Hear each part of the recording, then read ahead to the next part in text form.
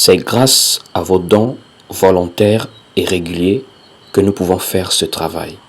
Merci à tous.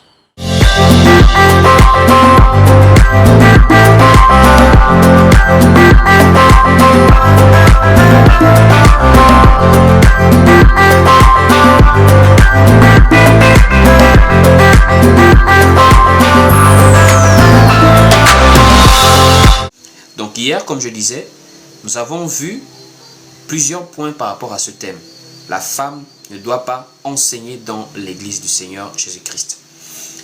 Et maintenant, aujourd'hui, nous allons maintenant rentrer dans l'enseignement à proprement dit par rapport à ce que l'apôtre Paul voulait dire.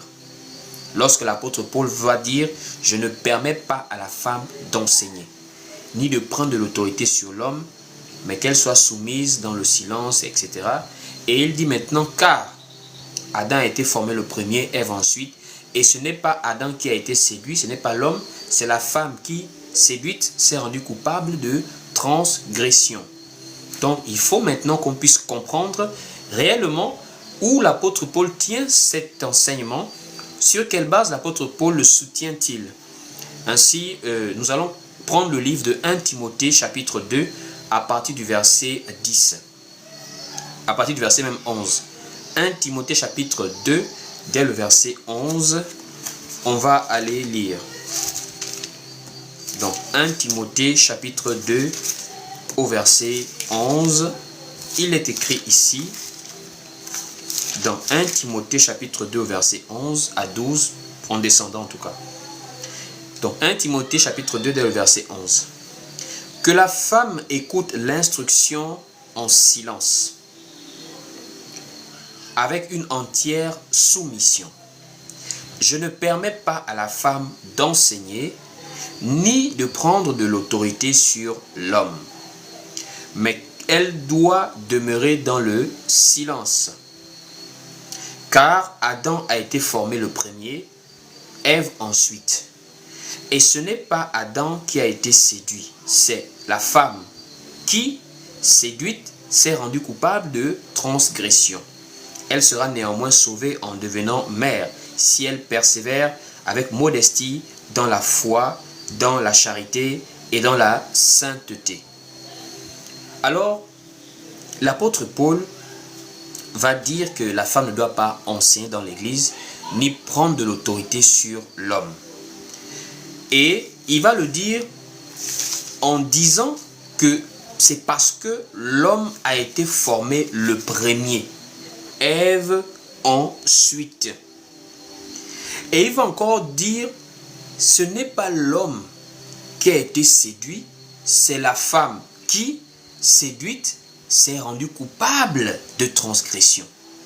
Donc en un mot, lorsque l'apôtre Paul va exposer cette partie de la sainte doctrine concernant la femme, il va maintenant dire, elle ne doit pas enseigner, mais ce n'est pas une affaire de siècle de l'apôtre Paul. Ce n'est pas pour dire que comme les femmes étaient impolies, non. Il va remonter jusqu'à la Genèse. Il va remonter jusqu'à la Genèse. Donc en un mot, l'affaire que la femme ne doit pas enseigner est une affaire qui remonte depuis la Genèse. Ce n'est pas une affaire de Corinthe. Ce n'est pas une affaire de 2024 à Libreville. C'est une affaire qui remonte depuis le commencement. Parce que l'apôtre Paul va dire car. Et nous avons tous fait du français. Nous sommes un pays, une ex-colonie de la France, le Gabon ici par exemple. Nous savons que nous avons vu les conjonctions de coordination. Mais, où est donc, ornicar. Donc quand on parle de car, c'est une conjonction de coordination qui permet l'explication dans la suite de la phrase. Donc lorsqu'on dit car, nous sommes dans une explication. Donc je ne mange pas car je n'ai pas faim.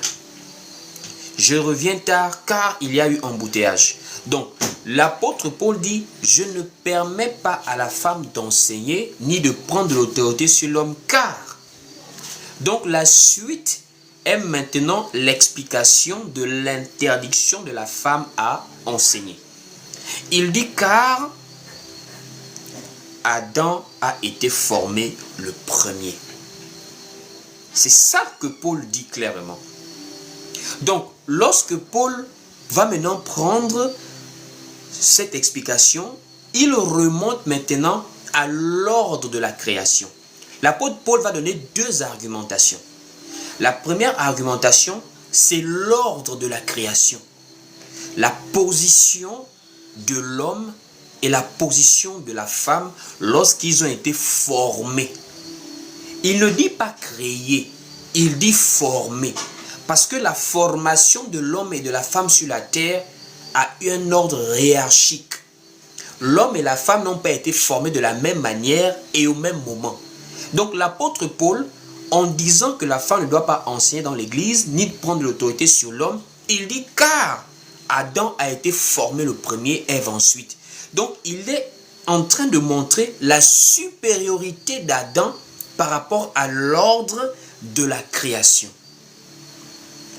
C'est déjà une manière aussi de pouvoir bloquer toutes ces personnes qui ont tordu les propos de l'apôtre Paul en disant que l'apôtre Paul s'adressait seulement à l'église de Corinthe. Non, puisque l'apôtre Paul est dans une démarche explicative. L'apôtre Paul explique car Adam a été formé le premier, Ève ensuite.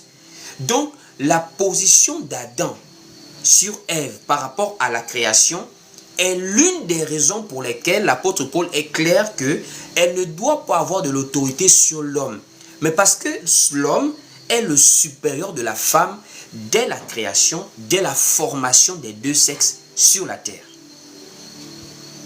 Voici pourquoi, dans le livre de 1 Corinthiens chapitre 14, il fait maintenant comprendre que si les femmes veulent s'instruire sur quelque chose, qu'elles interrogent leur mari à la maison. Parce que depuis lors de la création, l'homme et la femme ne sont pas égaux. Lorsqu'ils ont été formés sur la terre, nous voyons que la manière dont l'homme a été formé n'est pas la manière dont la femme a été formée. La femme, sa manière d'être formée montre qu'elle est naturellement inférieure à l'homme, d'après les saintes lettres. Allons-y maintenant voir le livre de Genèse, qui nous explique comment les deux ont été formés. On va aller dans Genèse. On va déjà voir comment Dieu crée. Parce qu'il y a l'homme créé, il y a l'homme formé. L'homme créé est l'homme qui est à l'image et à la ressemblance de Dieu. Or, Dieu est esprit, nous dit Jésus dans Jean chapitre 4. Il dit à la femme samaritaine, Dieu est esprit, et ceux qui l'adorent, l'adorent en esprit et en vérité. Donc, quand l'homme est créé, il est typiquement comme Dieu, il est un être spirituel comme Dieu. Parce qu'il y a l'homme créé, il y a maintenant l'homme quand il est formé. Allons-y lire Genèse chapitre 1er au verset 26. Dans Genèse chapitre 1 au verset 26, il est écrit ici, « Puis Dieu dit, faisons l'homme à notre image, selon notre ressemblance, et qu'il domine sur les oiseaux, sur les poissons de la mer, sur les oiseaux du ciel, sur le bétail, sur toute la terre, et sur tous les reptiles qui rampent sur la terre. » Au verset 27, Dieu créa l'homme à son image. Il le créa à l'image de Dieu, il créa l'homme et la femme. Dans la création, lorsque l'homme et la femme sont créés par le Verbe, à ce moment, il n'y a pas d'escalier, il n'y a pas de supériorité dans la création. Les deux sont créés au même moment, parce qu'on dit l'homme et la femme. Ainsi, à ce niveau, on ne peut pas dire que l'homme est supérieur à la femme puisque les deux sont créés pareillement. Le décalage vient maintenant au niveau de la formation. Voici pourquoi l'apôtre Paul n'a pas dit « car l'homme a été créé en premier ». Non, l'apôtre Paul a bien dit « car Adam a été formé ». Donc l'apôtre Paul est en train de toucher la partie qui consiste à la formation de l'homme par la poussière de la terre. Et il faut qu'on puisse aller bien lire ce que Paul a dit, pour ne pas qu'on puisse tordre le sens de l'enseignement. Paul a bien dit, l'homme a été formé le premier. Donc nous repartons rapidement dans 1 Timothée 2. 1 Timothée chapitre 2, voilà. Nous sommes ici au verset 13. Il est écrit ici au verset 13 de 1 Timothée chapitre 2. Car Adam a été formé le premier, ensuite. Adam a été formé le premier, Ève ensuite. Donc nous repartons maintenant dans Genèse pour voir maintenant comment les deux sont formés. Déjà à la base, Adam est un produit originaire de la terre. L'homme et la femme n'ont pas été formés de la poussière de la terre. C'est l'homme qui a été formé de la poussière de la terre. La femme n'a pas été formée de la poussière de la terre. Non. Voici pourquoi Paul connaît sur quoi il s'appuie. Quand il dit que la femme ne doit pas prendre de l'autorité sur l'homme, c'est parce que la femme n'a pas été formée depuis la poussière de la terre. C'est l'homme. Allons-y lire. Genèse maintenant, nous sommes au chapitre 2. Genèse chapitre 2, au verset, même à partir du verset, à partir du verset 7, pour être clair. Genèse chapitre 2, au verset 7. Il est écrit ici dans Genèse 2, au verset 7. L'Éternel Dieu forma l'homme de la poussière de la terre. L'Éternel Dieu forma l'homme de la poussière de la terre. Il souffla dans ses narines un souffle de vie et l'homme devint un être vivant.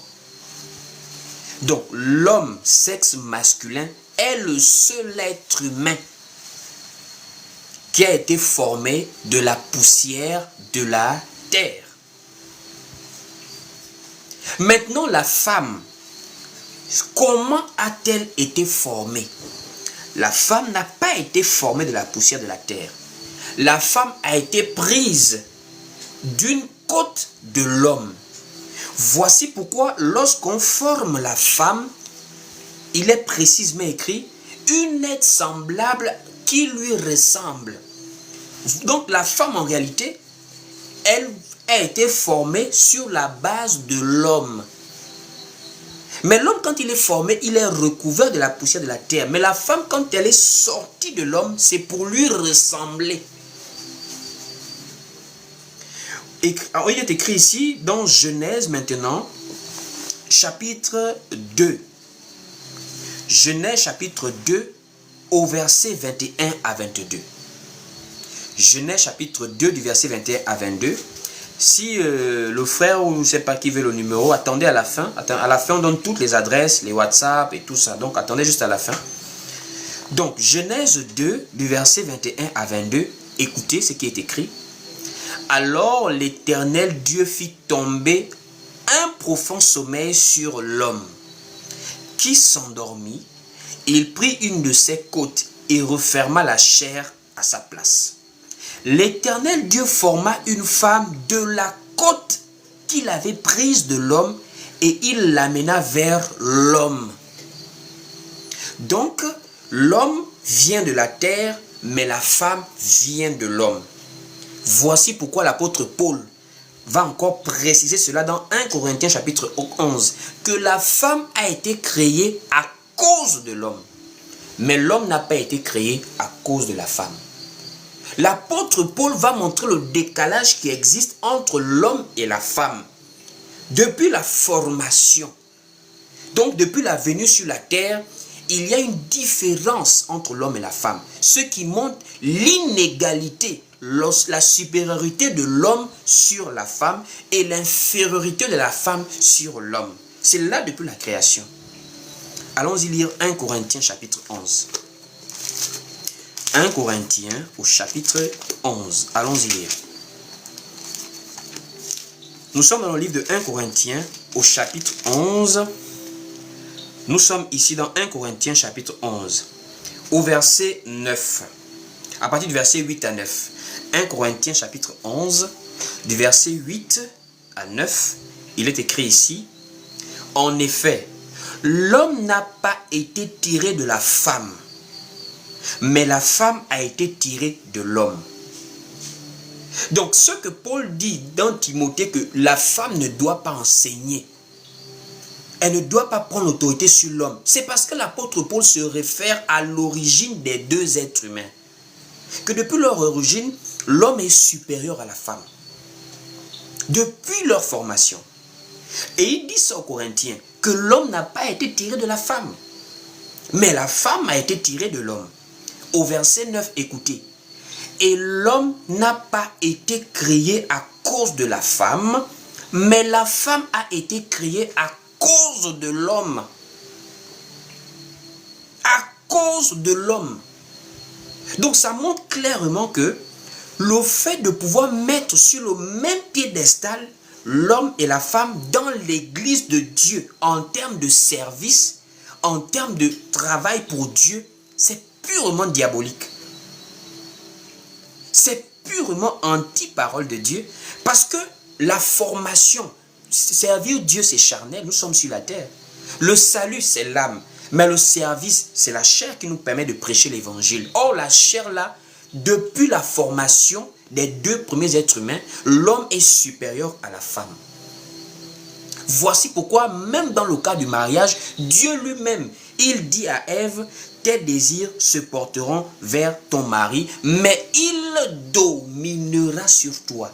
Ce n'est pas Adam lui-même qui a voulu dominer sur Ève. Au contraire, il y avait eu un conflit. Puisque Adam regarde Dieu, il dit, c'est la femme que tu as mise à mes côtés.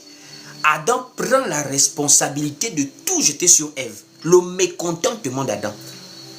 Mais quand Dieu les chasse, Dieu rappelle à la femme que quand vous partez là, sache que celui-ci va te dominer. Donc depuis la base, Paul n'est pas dans vos histoires de Corinthe. Oh non, les femmes étaient impolies à Corinthe, c'est pour cela, c'est dans un contexte. Paul voulait dire qu'aux femmes de Corinthiens, comme elles étaient trop rebelles, il faut se taire. Ça n'a rien à voir. Paul a dit car Adam a été formé le premier. Paul n'est pas dans vos histoires de contexte historique. Paul, lui, il est dans la formation, il est dans la genèse. Paul est dans la parole de Dieu. Paul n'est pas dans vos justifications que vous voulez donner là, pour laisser les femmes prêcher. Donc l'homme a été formé le premier, Ève ensuite. Même l'homme, historiquement, l'homme est plus ancien que la femme.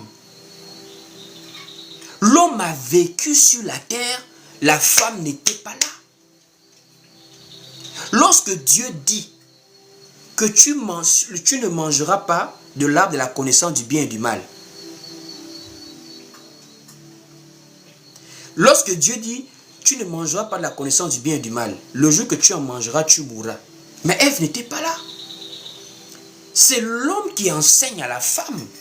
Ce n'est pas la femme qui peut enseigner à l'homme. Il n'y a que Satan qui peut permettre à la femme d'enseigner l'homme. Mais l'homme ne peut pas, un homme qui connaît la parole de Dieu, ne peut pas accepter d'être enseigné par la femme. Pourquoi? Mais c'est parce que depuis la Genèse, Dieu montre que c'est l'homme qui enseigne à la femme. Lorsque la femme est en train de discuter avec le serpent, dans Genèse chapitre 3, elle dit, nous pouvons manger de tous les arbres du jardin. Mais l'arbre de la connaissance du bien et du mal, Dieu a dit, le jour où vous en mangerez, vous mourrez. Moi, je voudrais qu'on m'explique où était la femme dans Genèse chapitre 2, lorsque Dieu donnait cette interdiction. Elle n'existait pas encore sur la terre. Elle n'était pas encore formée. Dans Genèse 2 au verset 16, Dieu s'adresse à l'homme. Et la femme est tirée du côté de l'homme dans Genèse chapitre 21 à 22. Donc c'est l'homme l'enseignant naturel de la femme. Voici pourquoi remarquez comment Satan agit, contrairement à comment Dieu agit. Lorsque Dieu s'adresse à un couple, vient visiter un couple, Dieu ne s'adresse jamais directement à la femme en premier. Il n'y a que Satan qui s'adresse en premier à la femme. Regardez vous-même. Satan, quand il vient, ils sont à deux. Les gens pensent que Adam était en balade. Adam n'était pas en balade. On nous a tous trompés dans les films et dans les destins évangéliques chrétiens. Donc quand Ève discutait avec le serpent, Adam était loin, il était en, je ne sais pas ce qu'il faisait. Adam était à côté d'Ève pendant que la scène se produisait. Puisque dans Genèse chapitre 3 au verset 6, on dit elle en mangea et elle en donna à son mari qui était auprès d'elle. Genèse chapitre 3 au verset 6, il est écrit ici. La femme vit que l'arbre était bon à manger et agréable à la vue, et qu'il était précieux pour ouvrir l'intelligence. Elle prit de son fruit et en mangea, et elle en donna aussi à son mari qui était auprès d'elle, et il en mangea. Donc clairement, nous sommes d'accord que Adam était à côté de Ève. Mais je me pose la question, pourquoi le serpent n'est pas allé parler avec Adam? Pourquoi le serpent ne s'est pas adressé à l'homme qui est l'autorité naturelle de la femme sur la terre? L'homme qui est le plus ancien, l'homme qui a reçu l'ordre direct de Dieu. Il faut se poser des questions. C'est-à-dire, nous sommes à deux. Maintenant, nous avons le patron. C'est à moi que le patron a parlé. Maintenant, moi, j'ai informé le deuxième. Maintenant, un invité arrive, un étranger arrive, de vous à moi. À qui est-ce qu'il va s'adresser en l'absence du patron? Mais il s'adresse à celui à qui le patron a donné les responsabilités. Le jardin d'Éden était sous la responsabilité d'Adam. C'est Adam qui devait le garder et le cultiver. Donc tout naturellement, lorsqu'un étranger arrive, celui à qui il doit s'adresser, c'est au gestionnaire du jardin d'Éden qui est Monsieur Adam. Mais à notre grande surprise, le serpent esquive Adam, il va s'adresser à Ève. Et c'est comme ça que Satan marche. Il laisse l'homme, il va s'adresser à la femme. Parce qu'il sait que naturellement, la femme est le sexe faible. Et c'est le maillon faible de la chaîne que Satan cherche souvent pour faire tomber. Mais regardez comment Dieu agit. Dieu, regardez comment il agit. Regardez comment Dieu agit. Lorsque les deux ont chuté, lorsque les deux sont tombés, Dieu vient maintenant dans le jardin d'Éden le soir. Il pose la question. Mais la personne à qui Dieu commence à s'adresser, c'est à l'homme. Et pourtant, c'est la femme qui a commencé le désordre. C'est la femme qui a commencé le désordre. Mais Dieu, il n'est pas dans les commencer le désordre. Il est dans qui est le chef ici. C'est Monsieur Adam. C'est toi qui dois me donner des explications. Allons-y lire. Genèse chapitre 3 maintenant. Au verset 9. Genèse chapitre 3 au verset 9. Prenons à partir du verset 8 pour bien comprendre comment la scène commence. Genèse 3 à partir du verset même 8. Écoutez vous-même. Alors ils entendirent la voix de l'Éternel Dieu qui parcourait le jardin vers le soir. Et l'homme et sa femme se cachèrent loin de la face de l'Éternel Dieu au milieu des arbres du jardin. Au verset 9. Écoutons la lecture. Mais l'Éternel Dieu appela l'homme et lui dit, où es-tu? Il n'a pas appelé l'homme et la femme qui venaient. Non, Dieu est ordonné. Il sait que dans un mariage, il y a un chef. Dans un bateau, il y a un capitaine. Il dit, monsieur, c'est toi que je donnais la responsabilité de me gérer le jardin. C'est à toi que je donnais de l'ordre de ne pas manger cet arbre. Bon, maintenant, il y a un problème. Viens me répondre. Ça, c'est Dieu. Il ne peut pas mettre l'homme et la femme sur le même piédestal en termes d'autorité. Il met l'homme, même si la femme a été plus punie, mais c'est d'abord l'homme qui donne d'abord en premier les explications. Il appela l'homme. Premier exemple, qui montre que Dieu agit en fonction de l'ordre. Deuxième exemple, frères et sœurs. Deuxième exemple. J'aimerais prêcher, mais j'avoue que quand je vois le peu de partage sur le live, ça ne motive pas. Que Dieu nous aide vraiment. Que Dieu mette en vous la volonté de participer à ce live en partageant massivement. Deuxième exemple. Que Dieu s'adresse à l'homme par rapport à l'ordre. Premier exemple, c'est dans le jardin d'Éden. Deuxième exemple, c'est dans le livre de Genèse chapitre 18. lorsque l'Éternel se personnifie en 3 êtres humains pour venir visiter Abraham. Mais qui les reçoit dans la maison? Ce n'est pas l'homme et la femme, non. C'est l'homme qui reçoit les invités. Il envoie Ève à la cuisine. Maman, va t'occuper du repas des invités. Moi, je vais recevoir les invités. Voici pourquoi, même quand Dieu parle, il ne parle pas avec Sarah. Il parle avec Abraham. Il dit, ta femme, à cette même époque, l'année prochaine, je reviendrai et elle sera enceinte. Sarah est même en train de faire un peu le congossa, le commère en écoutant derrière le rideau. Mais c'est l'homme qui reçoit la parole. Parce que c'est l'homme qui reçoit les invités. Dieu n'est pas dans le désordre. Dieu n'est pas dans le désordre. Il connaît la hiérarchie, que l'homme est l'autorité devant la femme. Allons-y lire le livre de Genèse. Genèse chapitre 18. Genèse chapitre 18, d'abord au verset 1er. Genèse chapitre 18, du verset 1er au verset 2. Après on va sauter, on va aller au verset 9 et on va descendre. Donc Genèse 18, d'abord du verset 1 à 2, lisons. L'Éternel lui apparut parmi les chênes de Mamré, comme il était assis à l'entrée de sa tente pendant la chaleur du jour. Il leva les yeux et regarda, et voici 3 hommes étaient debout près de lui. Quand il les vit, il courut au-devant d'eux, depuis l'entrée de sa tente, et se prosterna en terre. Donc Abraham part recevoir Dieu, qui se représente sous forme de 3 êtres humains, qui viennent le voir.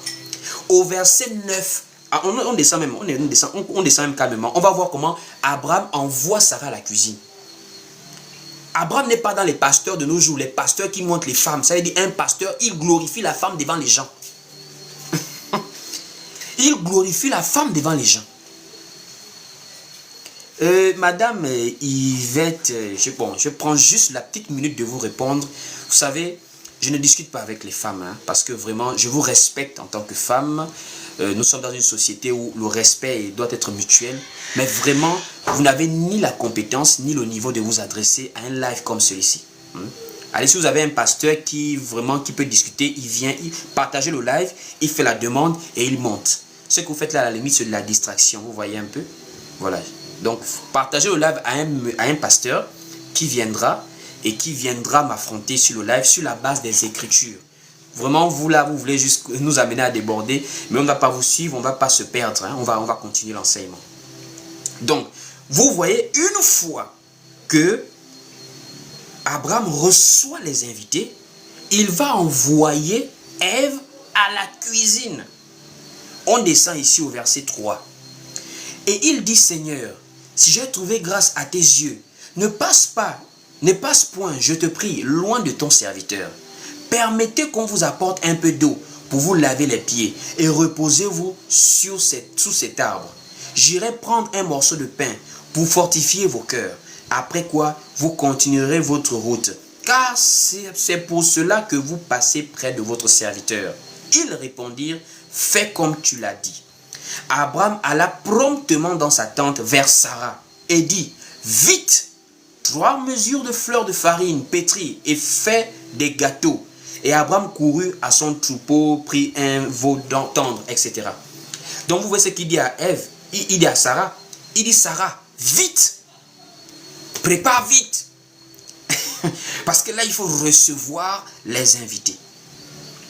Et on va voir que Sarah n'est même pas assise avec Abraham pour parler avec l'Éternel. Sarah est derrière, dans l'autre tente, dans la tente derrière le rideau. On va lire. Au verset 8, il prit encore de la crème et du lait avec de l'eau qu'on avait apprêtée et les mit devant eux. Il se tint lui-même à leur côté sous l'arbre et ils mangèrent. Donc Abraham se tint lui-même à côté de l'Éternel. Et maintenant au verset 9, alors il lui dit, où est Sarah, ta femme? Et il répondit, elle est là dans la tente. Donc Abraham, il est là, il reçoit les invités. Mais Sarah, elle est derrière, sous la tente. Elle n'est pas avec lui, comme les pasteurs de nos jours. C'est-à-dire le pasteur glorifie la femme devant les gens. Il montre l'autorité qu'il donne à la femme sur les autres serviteurs dans l'église, les autres brebis. Sur quelle base la femme du pasteur va avoir de l'autorité sur le peuple, sur l'assemblée? Où est ce modèle biblique-là? Où est ce modèle biblique où on voit que la femme du pasteur, c'est maintenant un poste dans l'église? C'est maintenant un poste de responsabilité dans l'église. Si le pasteur n'est pas là, sa femme, c'est écrit où? Abraham montre que servir Dieu, c'est une affaire d'appel. Et Dieu n'appelle pas les gens dans les histoires de « Dieu nous appelle en couple ». Dieu appelle quelqu'un. Il lui donne un message, il lui donne la vision qu'il a pour un peuple et la personne part. On n'a pas vu la femme de Moïse conduire le peuple avec Moïse. On n'a pas vu la femme de Pierre conduire l'église avec Pierre. Et Abraham, le patriarche, montre ça là. Il envoie Sarah, reste à la cuisine, reste sous la tente. Moi, je parle avec les invités. Et au verset 10, l'un d'entre eux dit, je reviendrai vers toi à cette même époque. Et voici, Sarah, ta femme, aura un fils. Sarah écoutait à l'entrée de la tente qui était derrière lui. Donc Dieu là, il donne même les promesses à l'homme. C'est l'homme qui va aller informer à la femme. Aller bien rediscuter avec la femme. Voici pourquoi le livre de 1 Corinthiens 14, Paul dit, si les femmes veulent s'instruire sur quelque chose, qu'elles interrogent leur mari à la maison. Parce que c'est depuis Adam et Ève. Ève écoute Adam, Dieu a dit, on ne doit pas manger ça, ça, ça. Sarah écoute Abraham, Dieu a dit ça, ça, ça. C'est comme ça. C'est comme l'église est soumise à Jésus-Christ. Jésus-Christ parle, nous l'église, nous sommes là soumis. On écoute ce que Jésus dit. On n'est pas égal à Jésus. Donc quand Paul parle de la formation, c'est l'un des motifs, sinon l'une des thèses qui soutiennent le fait que la femme ne doit pas enseigner dans l'église. Elle doit se taire. Elle doit se taire. Est-ce que nous avons compris? Est-ce qu'on peut maintenant aller dans l'autre phase? La première phase, c'est de montrer d'abord la position de l'homme et de la femme. Ils ne sont pas égaux. L'homme est supérieur à la femme, l'homme domine sur la femme. C'est pas dominer ne veut pas dire maltraiter. Faut pas confondre mes propos. Les gens confondent souvent quand je dis dominer, c'est même pas moi qui dis. Quand la parole dit dominer, les femmes, oh non, dominer c'est pas maltraiter. On ne vous a jamais dit que dominer veut dire maltraiter. Dominer veut dire être le chef, être le patron. C'est ça que ça veut dire. Et patron veut dire c'est toi qui conduis, c'est toi qui oriente. Mais comme de nos jours, la femme moderne ne supporte pas d'être commandée. C'est ça la réalité. Les femmes de nos jours, elles ne supportent pas l'autorité. Depuis les petites filles, vous voyez dans des maisons, les filles ne respectent plus leur mère, ne respectent plus leur père. Non pas même plus des beaux-pères, des belles-mères, des enfants impolis depuis le bas âge.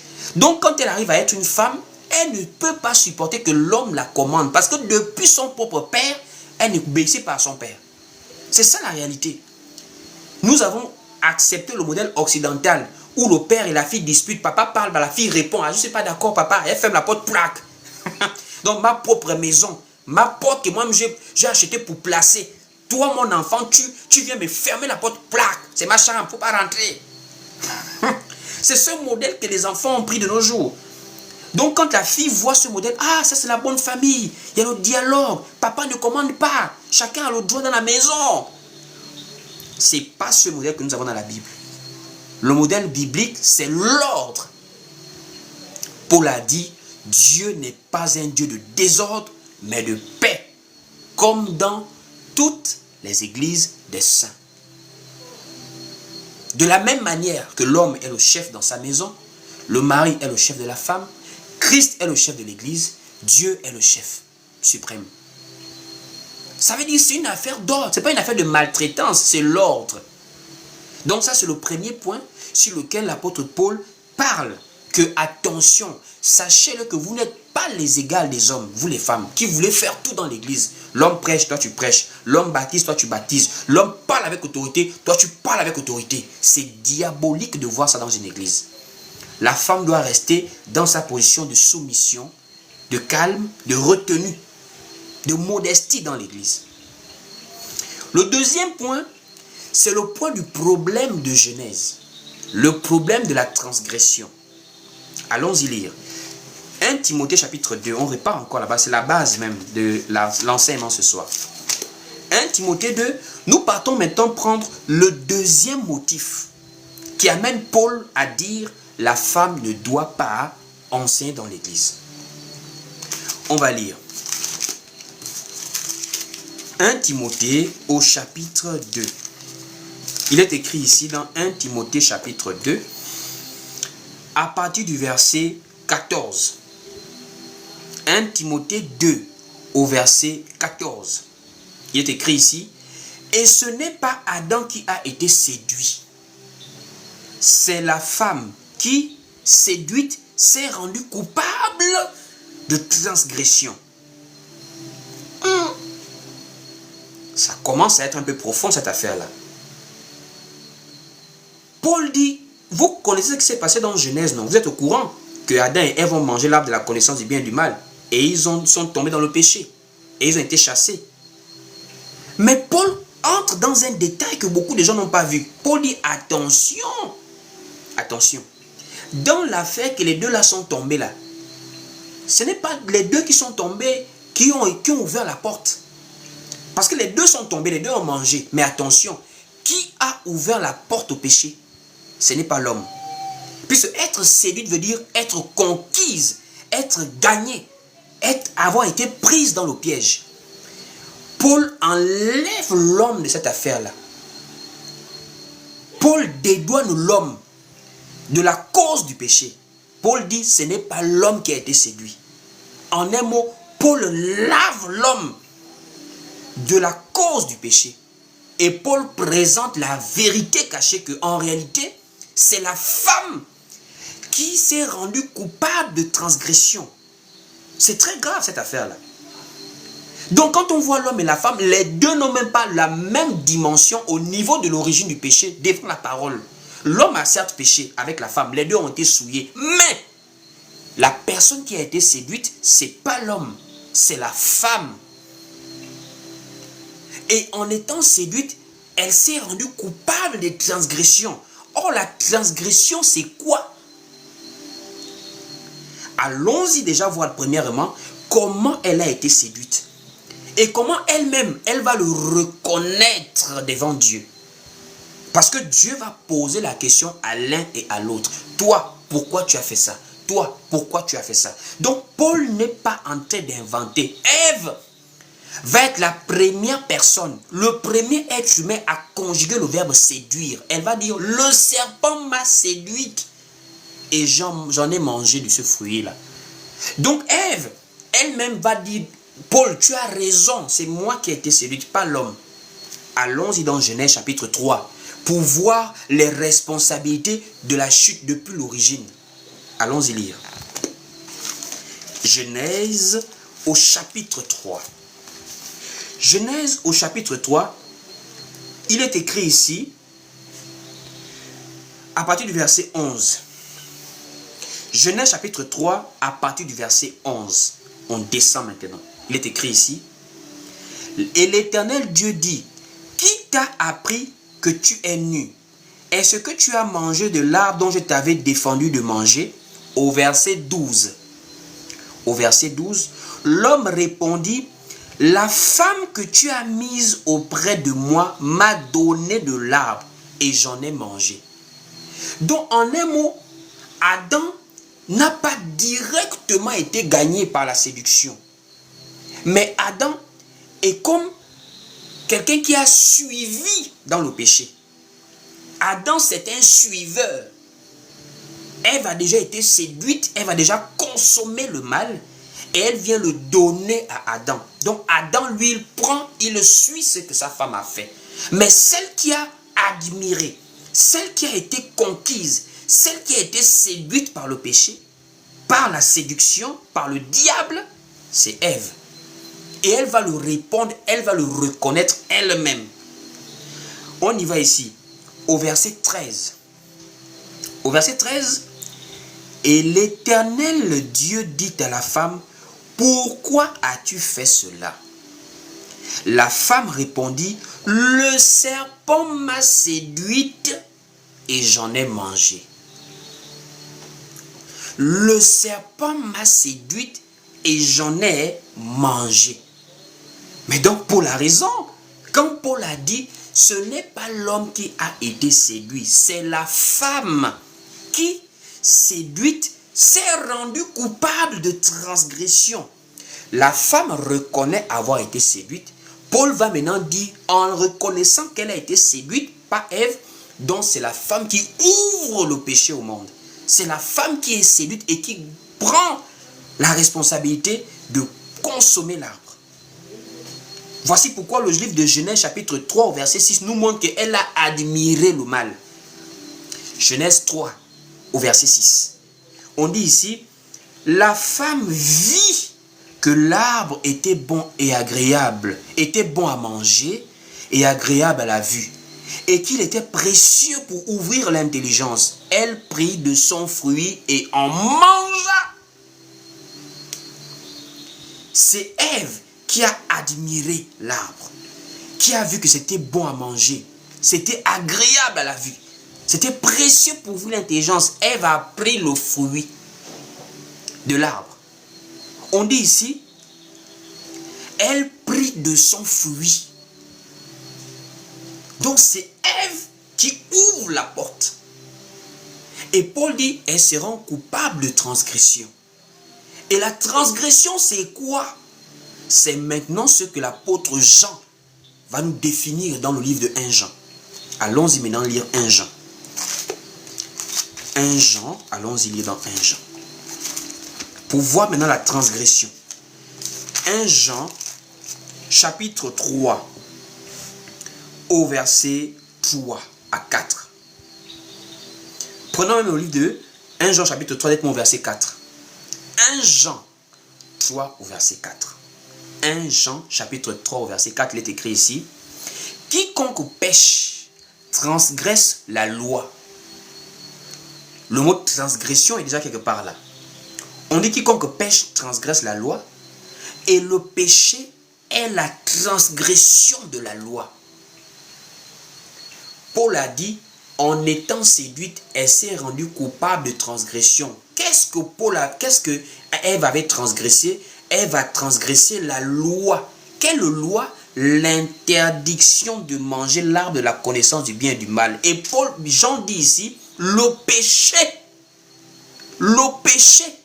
c'est la transgression de la loi. Donc en un mot, Ève est celle qui ouvre le péché au monde.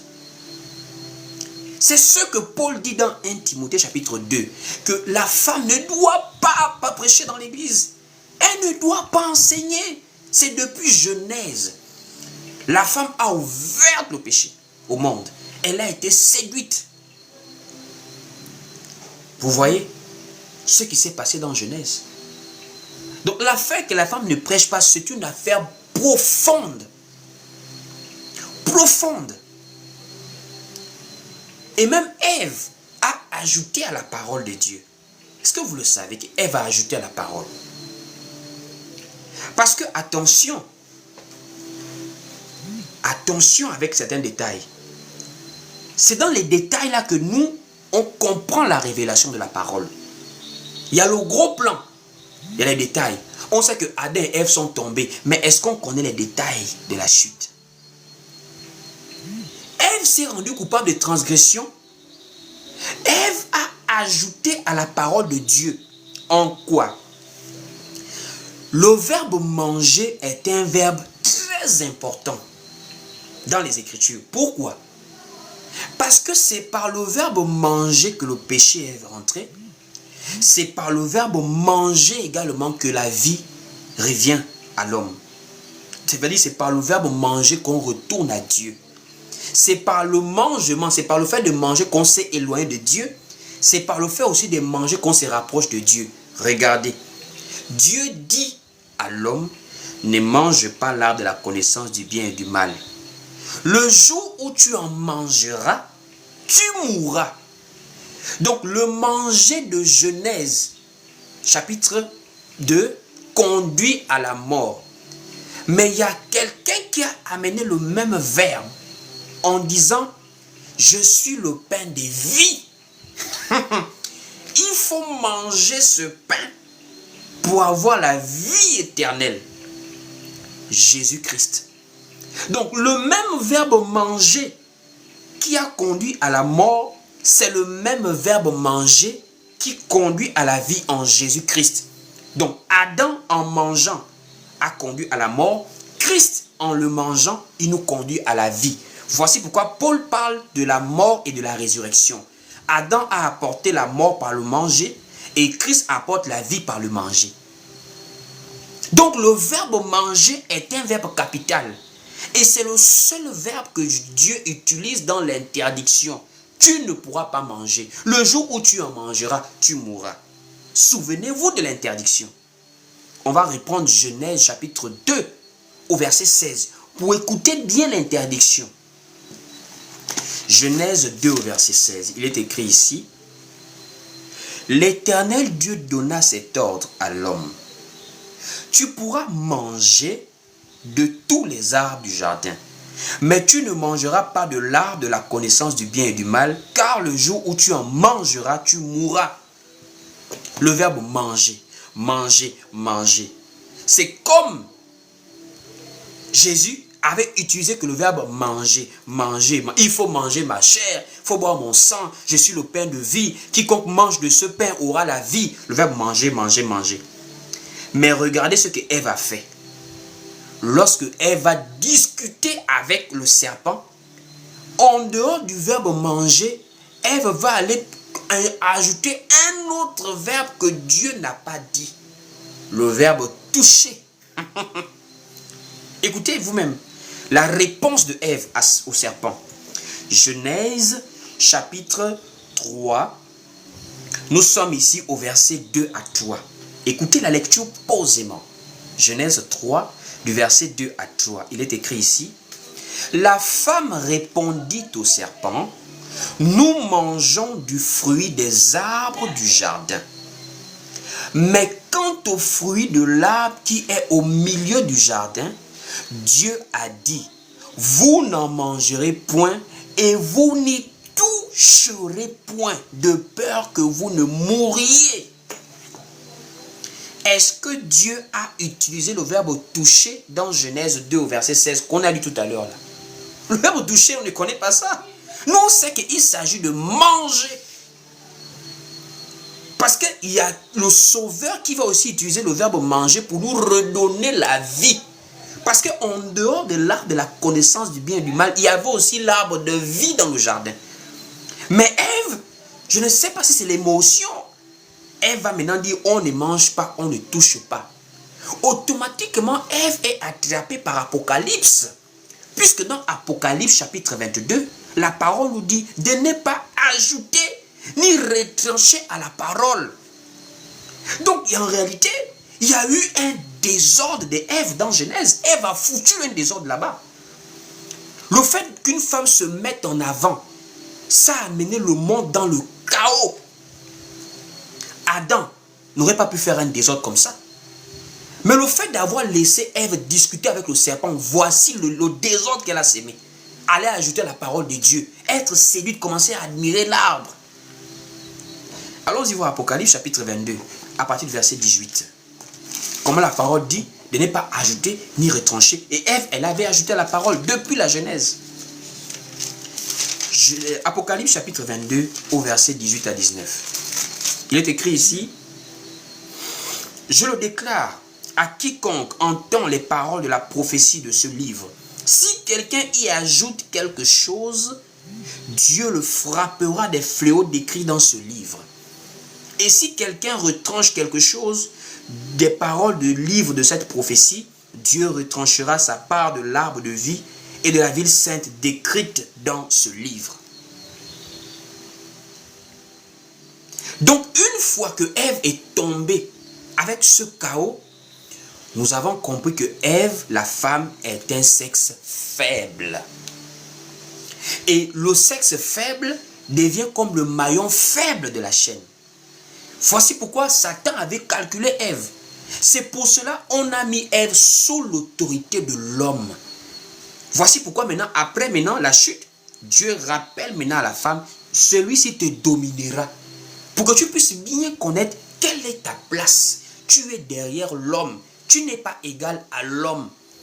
Ce n'est pas une manière de mépriser la femme, c'est une manière de la protéger par rapport au séducteur qui l'a fait tomber depuis Genèse. Voici pourquoi vous remarquez, dans la loi, la femme n'était pas dans le sacerdoce. Le sacerdoce lévitique, là, on n'avait pas de femmes à l'intérieur. Dieu avait retiré la femme. Il y a même des exemples pour des gens qui disent non, Marie, la sœur de Moïse, était prophétesse avec Aaron. Mais attention, Dieu va enseigner quelque chose par rapport même à Marie en question, Myriam, la sœur de Moïse. Puisque dans Nombre chapitre 12, Myriam et Aaron vont murmurer contre Moïse. Je dis bien dans Genèse, dans Nombre chapitre 12, Myriam et Aaron vont murmurer contre Moïse. Et Dieu va maintenant venir trancher. Mais vous-même, vous allez voir comment Dieu tranche l'affaire. On va voir comment Dieu fait sa justice. Allons-y lire Nombre chapitre 12 dès le verset 1er. Nombre chapitre 12 dès le verset 1er. Il est écrit ici dans Nombre 12 au verset 1er. Écoutez vous-même. Marie et Aaron parlèrent contre Moïse. Suivez bien le début de la lecture. On ne dit pas Marie toute seule. On dit Marie et Aaron parlèrent contre Moïse au sujet de la femme éthiopienne qu'il avait prise, car il avait pris une femme éthiopienne. Ils dirent, est-ce seulement par Moïse que l'Éternel parle? N'est-ce pas aussi par nous qu'il parle? Et l'Éternel l'entendit. Or Moïse était un homme fort patient, plus qu'aucun homme sur la face de la terre. Soudain l'Éternel dit à Moïse et à Aaron et à Marie, allez-vous trois à la tente d'assignation. Et ils y allèrent tous les trois. Nous sommes ici au verset 5.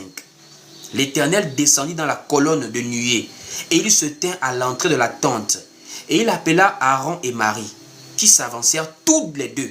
Les deux qui ont critiqué, écoutez la suite. Au verset 6.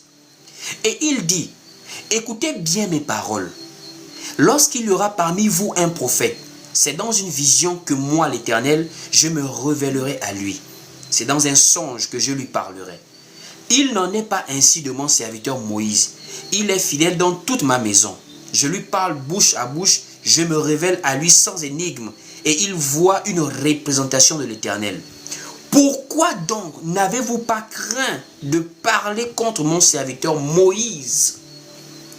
Au verset 9 maintenant. Et voyez ce que Dieu fait, regardez bien. Au verset 9 on dit, la colère de l'Éternel s'enflamma contre eux, et il s'en alla. La nuée se retira du dessus de la tente, et voici, Marie était frappée d'une lèpre blanche comme la neige. Et Aaron se tourna vers elle, et voici, elle avait la lèpre. Alors Aaron dit à Moïse, de grâce mon Seigneur, ne nous fais pas porter la peine du péché que nous avons commis en insensé et dont nous nous sommes rendus coupables. Je vous pose la question. On dit, Marie et Aaron parlèrent contre Moïse. Maintenant on dit, la colère de l'Éternel s'enflamma. Dieu laisse Aaron tranquille. Dieu frappe Marie d'une lèpre blanche. Bon, maintenant, soyons honnêtes. Soyons honnêtes. D'après ta conscience, d'après ta propre conscience, si tu as le courage en tant qu'enfant de Dieu, dis-moi en commentaire, est-ce que tu trouves cela juste? Qu'il y a eu deux personnes qui ont fait une faute, Dieu frappe une personne, il laisse l'autre. Est-ce que tu trouves ça juste? Et le courage de me mettre ça en commentaire. Les femmes, ayez ce courage. Pourquoi Dieu frappe le sexe féminin? de la lèpre, il laisse le sexe masculin, monsieur Aaron, alors que les deux ont murmuré contre Moïse. Je vous attends en commentaire. Réagissez, vous êtes là. Ça veut dire, il y a des choses que quand on ne maîtrise pas, il ne faut pas faire. Dieu n'est pas injuste. Dieu est dans l'enseignement. Il fait comprendre à Marie que tu n'as pas cette habilitation à parler contre un prophète de Dieu. Tu n'as pas cette habilitation à pouvoir parler lorsque des hommes font des choses dans le sacerdoce. Lorsque des hommes font des choses par rapport à l'envoi que j'ai donné. Même si un homme se trompe, il faut un autre homme pour lui parler. Parce qu'entre envoyés de Dieu, ils peuvent se porter correction. À l'exemple de Paul qui a pu répondre Pierre. En tant que prédicateur, les deux pouvaient s'asseoir et discuter de la parole. Mais toi, la femme, reste à ta place. Tu es le sexe faible, ne rentre pas dans les choses de la parole. Donc Dieu n'est qu'en train de confirmer sa parole en fait. Depuis Genèse, dans des exemples comme ça là. Donc c'est pour faire comprendre que l'affaire que la femme ne prêche pas est une affaire depuis le commencement. Voici pourquoi Paul l'a précisé. Comme le dit aussi la loi. Paul n'a pas ramassé l'affaire que la femme se tait là seulement à Corinthe. Paul le dit comme le dit aussi la loi.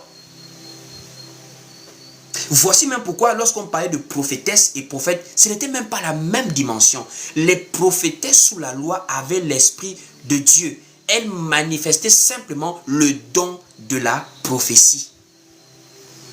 Voici pourquoi lorsqu'on parle des envoyés de Dieu, on ne parle pas des prophètes et les prophétesses. On parle des prophètes seulement. Alors qu'il y avait des prophétesses. Mais les prophétesses avaient le don spirituel de la prophétie. Elles n'avaient pas l'envoi de l'Éternel en tant que porte-parole de Dieu. Comme Moïse, comme Jérémie, comme Daniel, comme Ésaïe. À l'exemple de Déborah. Déborah avait un don de la prophétie. Voici pourquoi on l'appelait prophétesse. C'est l'Esprit de Dieu qui se manifestait en elle pour des cas. Elle n'était pas prophétesse en Israël pour pouvoir sonner la trompette en tant que porte-parole de Dieu. Non, non, non, non. Elle était hors du camp, sous le palmier de Déborah. C'est là où les gens partaient la trouver pour être jugés par elle. Elle était juge en Israël. Juge n'est pas une fonction spirituelle ou sacerdotale. Juge est une fonction administrative. En Israël, il y avait des juges, il y avait des secrétaires. C'était d'abord aussi une nation à la base. Mais par rapport au fait qu'elle était prophétesse, c'était le don de la prophétie qu'elle manifestait. Voici pourquoi elle n'était pas prophétesse au sein d'Israël. Allons-y lire. Juge. Donc quand Paul dit comme la loi le dit aussi, Paul n'a pas ramassé ça. Paul n'a pas ramassé quelque part. Allons-y lire. Nous allons lire le livre de Juge et vous allez comprendre. Donc Juge chapitre 4. Juge chapitre 4 à partir du verset 4. Juge chapitre 4 à partir du verset 4. Il est écrit ici. Dans ce temps-là, Déborah, prophétesse femme de Lapidote, était juge en Israël. Elle siégeait sous le palmier de Déborah, entre Rama et Bethel, dans la montagne d'Éphraïm. Et les enfants d'Israël montaient vers elle pour être jugés. Elle ne sonnait pas la trompette dans le camp. Les gens partaient pour être jugés. Donc les gens partaient même la solliciter pour des fonctions administratives en Israël. C'est différent de Jérémie. C'est différent de Daniel. Voici pourquoi les apôtres n'ont parlé que des prophètes. L'apôtre Pierre dit dans Actes, tous les prophètes qui ont successivement parlé depuis Samuel. Mais pourquoi il ne dit pas tous les prophètes et les prophétesses? Alors que Joël a dit, vos fils et vos filles prophétiseront. Ça veut dire que lorsqu'on parle aussi de servir Dieu par le ministère de la parole, on devait aussi dire les prophètes et les prophétesses. Non, non, non. Quelle est la différence? Quand Joël dit, mon esprit se répandra sur toute chair, vos fils et vos filles prophétiseront. Pourquoi il y a des fils et des filles, les serviteurs et les servantes? C'est parce qu'il s'agit du don de la prophétie. Il s'agit du don du Saint-Esprit dans l'église. Et là, le don du Saint-Esprit, là, il se manifeste chez les hommes comme chez les femmes. Sans distinction. Voici pourquoi, le jour même qu'il est arrivé, le jour de la Pentecôte, l'Esprit Saint est descendu sur les fils et les filles. tout le monde dans l'église a parlé en diverses langues. Mais quand il s'agit de la prophétie, la parole prophétique, les prophéties de l'Éternel, depuis le temps des prophètes, on enlève les femmes rapidement, enlevez-les. Il faut positionner les hommes. Tous les prophètes qui ont successivement parlé depuis Samuel ont aussi annoncé ce jour-là. Qui sont ces prophètes? On ne parle même pas d'une femme dedans. Il n'y a pas Déborah, il n'y a pas Hulda, il n'y a pas Anne. Mais par contre, il y a Moïse. Par contre, il y a Daniel. Par contre, il y a Ésaïe. Par contre, il y a Michée. Par contre, il y a tellement de prophètes qui ont parlé de Jésus. Mais pas les femmes. Les femmes ne manifestaient que le don de la prophétie, le don du Saint-Esprit. Comme aujourd'hui dans l'église, une femme peut avoir le don de la prophétie, mais une femme n'enseigne pas la parole dans l'église. Donc, en raison de tout ça, c'est ce que Paul, quand Paul vient dire, la femme reste en silence, c'est-à-dire la femme n'enseigne pas depuis sous la loi par rapport à Genèse. Le péché, même la femme a été séduite. Voici pourquoi elle doit maintenant rester calme. La position de la femme est une position qui est relative au fait qu'elle a été séduite depuis Genèse. C'est un sexe faible. Voici pourquoi nous, dans l'église de Dieu, les vrais serviteurs de Dieu, on ne croit pas aux femmes fortes. Mon frère, si tu vois, il y a une femme dit femme forte, il faut dire la fuir. C'est le diable qui parle en elle. Femme forte là, c'est Satan. Il n'y a pas de femme forte. La femme est un sexe faible. Ce n'est pas du mépris. C'est le regard qu'on a sur elle par rapport à sa nature. Elle est vulnérable. Voici pourquoi on doit la protéger. Satan l'a déjà fait tomber. Il faut maintenant éviter qu'elle retombe. Voici pourquoi Paul avait dit, je crains. Un grand prédicateur comme Paul, il a dit, je crains. Quand Paul craint, parce qu'il voit Ève, il voit l'église, il a peur. De la même manière que Ève fut séduite, je crains que vous aussi, ça ne vous arrive. Parce que quand on parle de l'église est représentée comme étant une femme spirituellement. Voici pourquoi même dans les foyers, on protège la femme. On n'expose pas la femme. On ne l'expose pas. C'est-à-dire, tu as assis, ta femme est une femme d'affaires. Elle part à Dubaï, elle voyage. Toi, oh non, c'est la femme, il faut la femme forte. On est dans les temps modernes. La parole de Dieu ne change pas. Jésus-Christ est le même, hier, aujourd'hui et éternellement. Allons-y lire 1 Pierre chapitre 3. La femme est un sexe faible. Allons-y lire 1 Pierre chapitre 3. 1 Pierre au chapitre 3, au verset 7. 1 Pierre chapitre 3 au verset 7, il est écrit ici. Marie, montrez à votre tour de la sagesse dans vos rapports avec vos femmes comme avec un sexe plus faible. Honorez-les comme devant aussi hériter avec vous de la grâce de la vie. Qu'il en soit ainsi afin que rien ne vienne vous faire obstacle dans vos prières. C'est Pierre qui dit. C'est Pierre qui dit que regardez les femmes comme étant un sexe plus faible.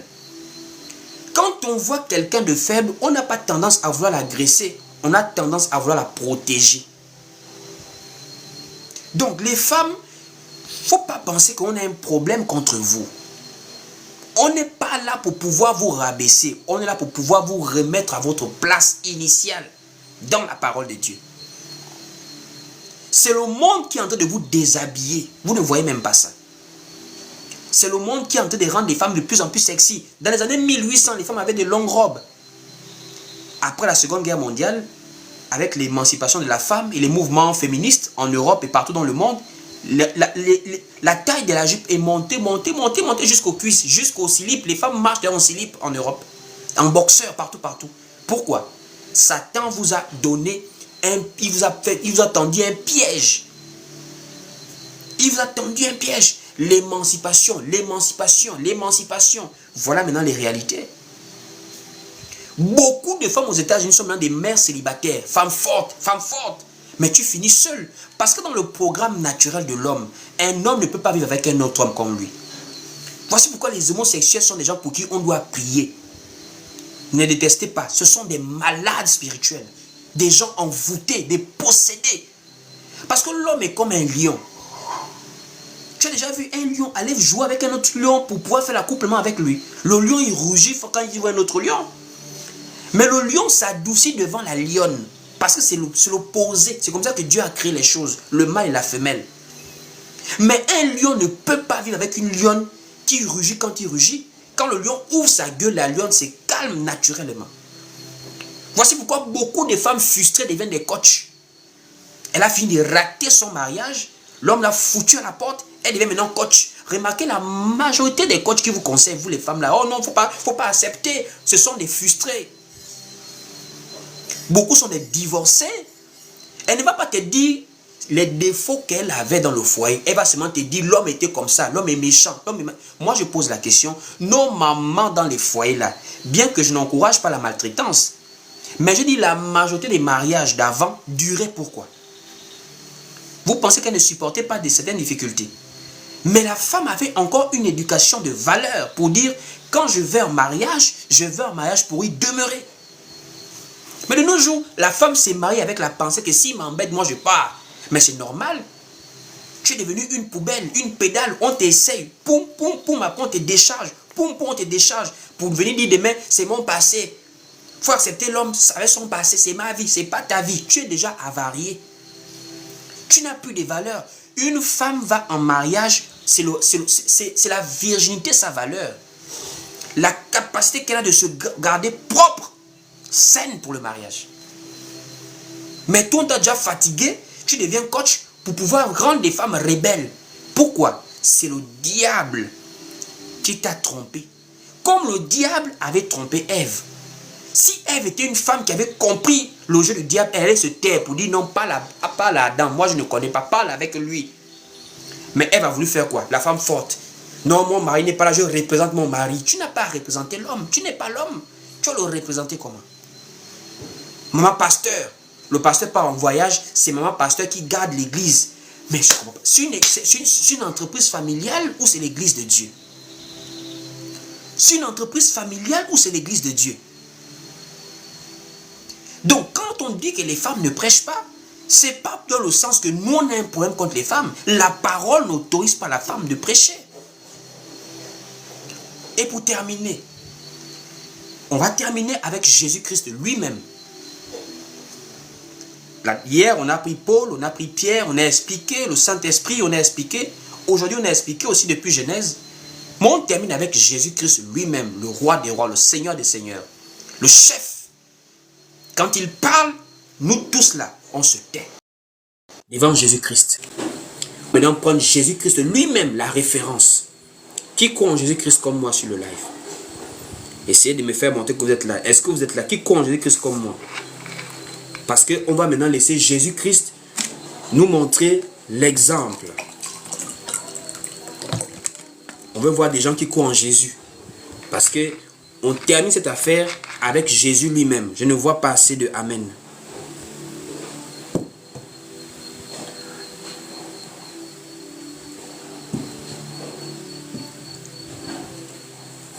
Alors, lorsque nous voyons cette affaire de la femme qui n'enseigne pas, Jésus-Christ lui-même l'a très bien montré. Puisque beaucoup de gens disent non, c'est Paul, c'est pas Jésus. Mais allons-y donc chez Jésus lui-même. Si les gens estiment que comme c'est Paul qui a parlé, c'est Pierre, c'est pas eux Jésus, il n'y a pas de problème. Allons-y chez Jésus lui-même. Jésus lui-même. Qu'est-ce que Jésus nous fait comprendre dans sa parole par rapport à la position de la femme? Jésus, quand il commence son ministère terrestre, Jésus ne choisit que des hommes comme apôtres. Or, apôtre veut dire envoyé. Jésus choisit les 12 apôtres. On va aller lire Matthieu chapitre 10. Jésus, ça c'est plus Paul, ça c'est maintenant Jésus lui-même. Il y avait des femmes et pourtant autour de lui. Mais Jésus ne prend que des hommes. Matthieu chapitre 10 au verset 2. Matthieu chapitre 10, même à partir du verset 1er. Du verset 1 à 2, allons-y. Matthieu 10, dès le verset 1. Il est écrit ici.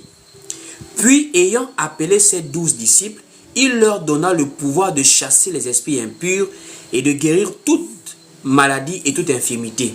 Voici les noms des 12 apôtres.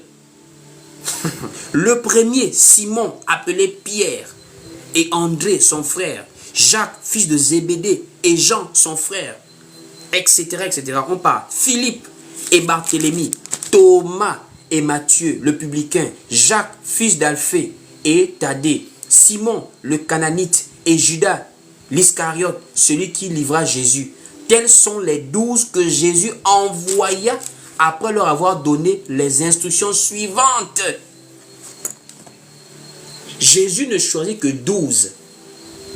Je me pose la question, et je vous pose la question. N'y avait-il que des hommes autour de Jésus?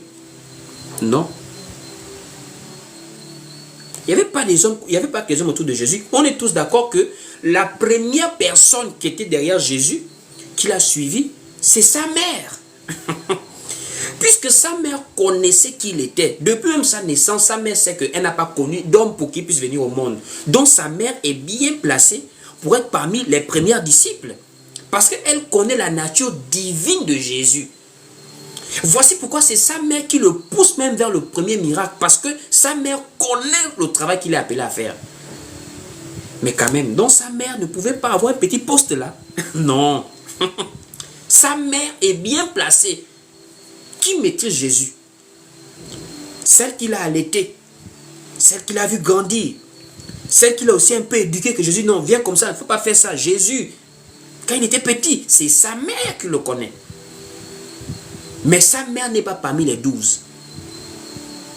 Il y a les maris de Magdala, dont il avait chassé des démons.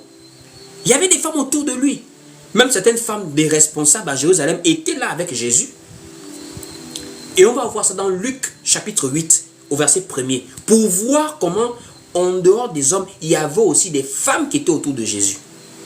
Luc chapitre 8, dès le verset 1er. Allons-y lire. Luc chapitre 8, dès le verset 1er. Il est écrit ici: Ensuite Jésus allait de ville en ville et de village en village, prêchant et annonçant la bonne nouvelle du royaume de Dieu. Les 12 étaient avec lui, et quelques femmes qui avaient été guéries d'esprits malins et de maladies. Marie, dite de Magdala, et de laquelle étaient sortis 7 démons. Jeanne, femme de Chouza, intendant d'Hérode, Suzanne et plusieurs autres qui l'assistaient de leurs biens. Oh. Mais donc il y avait des femmes comme il y avait des hommes autour de Jésus. Mais Jésus n'a même pas pris une femme.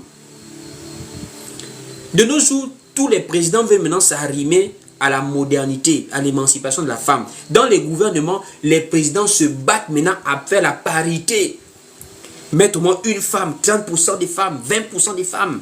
Jésus a mis 100% des hommes, 0% des femmes dans le ministère, dans le sacerdoce de l'enseignement. Jésus n'a même pas mis une seule femme quand même. Jésus, notre Seigneur.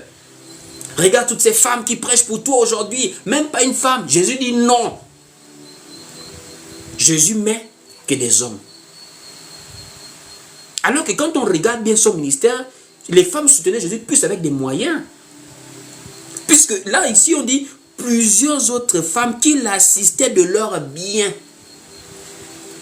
Jésus n'a même pas pris une femme pour qu'il y ait des moyens pour le soutenir, que bon, toi, viens quand même prêcher. Non. Jésus dit non, laissez ça, c'est pas pour vous les femmes. Il prend des hommes autour de lui, il prend des femmes. Et remarquez la tâche des hommes et la tâche des femmes. Les femmes l'assistent, mais par les biens. Jésus peut avoir faim, on va lui faire à manger. Jésus peut avoir besoin d'un logement, il faut préparer cela. C'était le travail des femmes. Elles assistaient de leurs biens. Luc nous l'informe ici. Maintenant, qu'est-ce que les hommes faisaient avec Jésus? C'est-à-dire, du vivant de Jésus lui-même sur la terre, pendant son ministère, pas après, pas la Pentecôte, Jésus lui-même, là, c'est Jésus qui va trancher. Jésus lui-même n'a qu'à trancher l'affaire là. Maintenant, Matthieu 10, Jésus envoie les disciples aller faire quoi? Aller prêcher la parole. Jésus lui-même, il est encore sur la terre. Il envoie les disciples aller faire quoi? Aller prêcher. Matthieu chapitre 10 au verset 7. Matthieu 10 au verset 7. Écoutez comment Jésus envoie les apôtres aller prêcher. On n'est pas encore dans l'affaire de le Saint-Esprit. Oh non, Paul a dit, on est encore dans Jésus lui-même. Matthieu 10 au verset 7, on dit ici, allez, prêchez et dites, le royaume des cieux est proche. Il dit ça aux 12. Alors qu'il n'y a pas que les 12, il y a aussi des femmes qui sont autour de lui, commençant par Marie, sa mère. Donc Jésus lui-même, il a tranché l'affaire. Jésus n'a jamais envoyé une femme prêcher. Mais Jésus a envoyé des hommes prêcher. Les 12 apôtres qu'il a choisis. Donc s'il faut parler, on laisse Paul tranquille, on laisse Pierre tranquille, on parle de Jésus lui-même. Jésus lui-même a fait travailler des gens avec lui. Les apôtres ont prêché, les femmes n'ont pas prêché. Les femmes n'ont pas prêché. C'est sur ce modèle que lorsque Judas va maintenant se suicider et qu'ils sont maintenant restés à 11 et qu'il faut remplacer maintenant le vide par un autre qui devient 12e pour remettre le fondement en place, je me pose la question, pourquoi est-ce qu'on n'a pas pris cette fois-ci quand même une femme déjà? Quand même, vous aussi. Judas a montré que les hommes aussi peuvent être bizarres. Hein? Judas a trahi Jésus. Donc quand même, prenons quand même une femme déjà. Les femmes sont dynamiques. Les femmes sont bien. Quand même, une femme. Pierre dit non. Les frères disent non. Nous, ce n'est pas nous qui avons créé la chose là. C'est Jésus lui-même qui est venu bâtir son église. Et il nous a appris que des hommes et des hommes. Donc, on va présenter 2 hommes aussi. Marie, la mère de Jésus, ferme sa bouche. Marie de Magdala, elle ferme la bouche. Toutes les femmes qu'il a citées là, ferment les bouches. Parce que ça, ce n'est pas votre service. Acte chapitre 1er au verset 14. On voit déjà comment il persévérait. Il persévérait.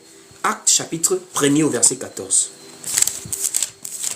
Acte 1 au verset 14, il est écrit ici, tous d'un commun accord persévéraient dans la prière avec Jésus, avec plutôt les femmes, et Marie, mère de Jésus, et les frères de Jésus.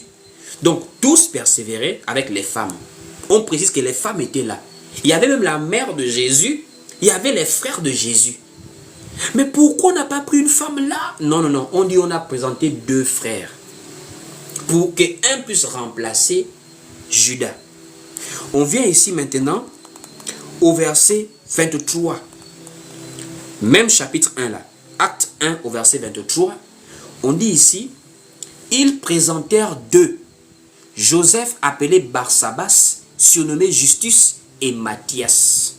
Puis ils firent cette prière. Seigneur, toi qui connais les cœurs de tous, désigne lequel de ces 2 tu as choisi, afin qu'il ait part à ce ministère et à cet apostolat que Judas a abandonné pour aller en son lieu. Ils tirèrent au sort, et le sort tomba sur Matthias, qui fut associé aux 11 apôtres. Donc, à moins maintenant que chacun y va de son cœur, de sa conviction. Et ça vous regarde. Moi là, je ne marche pas avec mes histoires de mon cœur, je marche avec la parole. Si la parole ne te convainc plus, mon frère, ma soeur, c'est que je ne sais pas où tu es. C'est vrai que la parole dit, ce qui n'est pas le fruit d'une conviction est un péché. Mais la conviction nous vient de quoi? La conviction là nous vient de quoi?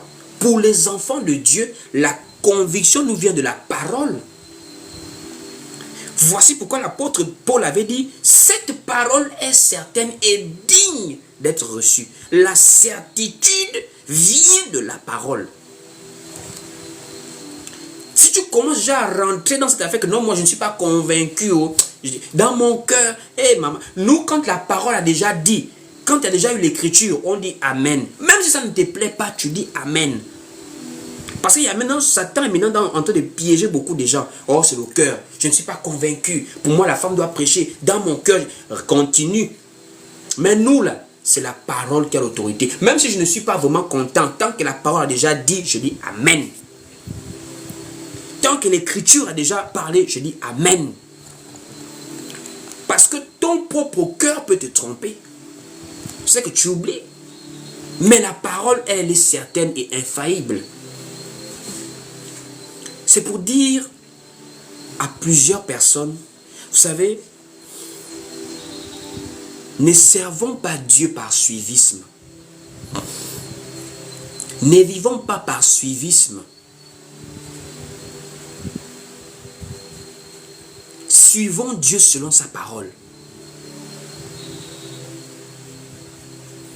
Suivons Dieu selon sa parole. Parce que ce qui est sûr, c'est que nous là, nous sommes inexcusables. Plus tu as été averti, plus tu as eu accès à la connaissance, plus il te sera redemandé, mon frère. Voici pourquoi le livre de Romains dit, ils sont inexcusables. Celui qui a entendu la parole comme toi tu entends ça, mais il est resté fermé, frère, tu seras inexcusable. Même le païen qui est actuellement dans un bar, Dieu voit son ignorance. Toi, tu écoutes la parole, mais tu restes ferme sur tes convictions personnelles qui n'ont aucun appui sur la parole. Détrompe-toi, c'est la parole qui doit coiffer dans l'église. Même moi-même là, c'est la parole qui me convainc. Il y a quelque chose que je peux croire, je peux penser que quand la parole me ramène, je crois à la parole. C'est noir sur blanc. La majorité des gens qui vous disent que la femme peut prêcher, je vous assure, ils n'ont que des témoignages personnels. Ils n'ont pas le témoignage de la parole. Ils vont vous dire, moi, le Saint-Esprit m'a parlé. Moi, Dieu m'a apparu. Moi, vraiment, dans mon cœur, il n'y a pas de ton cœur, il y a la parole. Paul a dit, toute écriture est inspirée de Dieu, utile pour enseigner, corriger, convaincre. Si déjà on enlève l'écriture, nous-mêmes, on installe le désordre. Voici pourquoi vous voyez au Gabon, ici par exemple, au Congo, un peu partout, il y a maintenant du désordre dans ce que les gens appellent l'église. Non, ce n'est pas possible. Des chrétiens qui font maintenant des choses des païens. Qui sont maintenant dans l'étude des avoirs des païens là. C'est grave. Des gens qui prennent des titres aux prophètes, ils sont sur des lives pour faire du mysticisme, de la voyance en plein live. Oh, je vois, live prophétique, une bande de petits escrocs, des petits menteurs, des petits aventuriers de premier ordre. Ils ne savent pas trouver une écriture dans la Bible, mais eux c'est je vois. Pourquoi? Ils ont enlevé l'utilité de l'écriture dans l'église. Beaucoup là, voici pourquoi ils n'aiment pas les échanges. Ils n'aiment pas comme je suis là sur le live là. Tu montes, je ne t'interdis pas. Respectueusement, frère, tu dis que la femme n'est prête, je ne suis pas d'accord, on va prendre la parole. Ils n'aiment pas ça. Oh non, c'est pas parce que tu connais les versets bibliques que toi, vraiment, Dieu te... Chacun a son couloir. Ils ont créé des évangiles diaboliques, chacun a son couloir. Quel était le couloir de Paul? Quel était le couloir de Pierre? Quel était le couloir de Jacques ou de Jean? Tous étaient des apôtres pour prêcher l'évangile du Seigneur. Voici pourquoi Pierre a dit, et nous continuerons à nous appliquer à la prière et au ministère de la parole. Vraiment, que Dieu vous bénisse, que Dieu vous éclaire au travers de ces lives. Toutes les personnes qui veulent être en contact avec nous, je voyais des commentaires au début là qui disaient qu'ils voulaient le numéro. Nous sommes déjà ici sur TikTok. Partagez massivement les lives. C'est votre manière à vous de participer à l'évangélisation, à l'éveil des consciences, à vraiment le réveil, le véritable réveil biblique. Partagez massivement les lives. Nous sommes ici sur TikTok. Tous les jours, nous avons du contenu. Donc, abonnez-vous simplement. Et nous sommes également sur la chaîne YouTube. Nous avons également une chaîne YouTube. Donc, le lien est même sur la bio. Vous rentrez sur le profil, vous cliquez. Ça vous conduit directement sur la chaîne YouTube. Abonnez-vous. partagez massivement les enseignements qui sont postés là-bas. Et nous sommes également sur Facebook. Nous avons une page Facebook, c'est le même nom, Willy Bendon. Et nous sommes également sur Instagram avec le même nom. Pour toutes les personnes qui veulent nous contacter, nous sommes sur WhatsApp. Notre numéro WhatsApp, c'est le +241 74 31 70 87. Je répète, le +241 74 31 70 87. En cette nouvelle année, nous donnons la possibilité à toutes les personnes qui veulent nous rencontrer dans le Grand Libreville, que vous soyez à Kanda, à Libreville, à Ovendo ou encore même en Toum, on peut venir vers vous. Si vous avez des parents, vous avez des connaissances, vous voulez édifier les autres, vous nous recevez, on va partager la parole avec vous, répondre à votre question et même pourquoi pas prier avec vous. C'est aussi ça la parole de Dieu. S'il y a des cas, nous prions et c'est le Seigneur lui-même qui fait selon sa volonté. Donc, pour vous qui pouvez le faire, qui êtes à Libreville, vous pouvez nous contacter pour partager également la parole. Voilà, en présentiel. C'est ça aussi, prêcher l'évangile. Nous sommes en ligne, mais nous sommes également sur le terrain. C'est aussi pour toutes les personnes qui nous soutiennent. Vous savez, être sur Internet ici, là, ce n'est pas gratuit. Voilà, il y a beaucoup de charges derrière ce travail que nous faisons. Donc, si vous aimez ce que nous faisons, si vous appréciez, vous pouvez nous faire un don, c'est volontaire, c'est libéral, pour participer également à cette œuvre que nous avons ici. Vous nous contactez simplement en inbox et puis vous nous faites part de votre apport et que Dieu véritablement vous bénisse. Donc, toutes les personnes qui veulent nous joindre, contactez-nous simplement. Écrivez-nous également sur la messagerie TikTok. Que Dieu vous bénisse. Pour plus d'édification, suivez-nous sur Facebook, YouTube, TikTok et Instagram. Que Dieu vous bénisse.